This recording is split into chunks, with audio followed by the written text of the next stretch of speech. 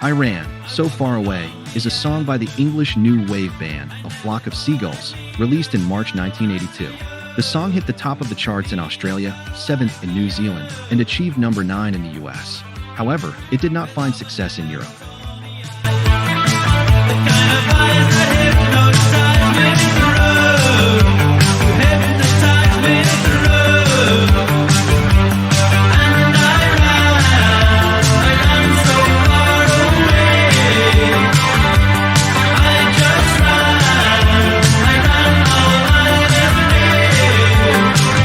Couldn't get away.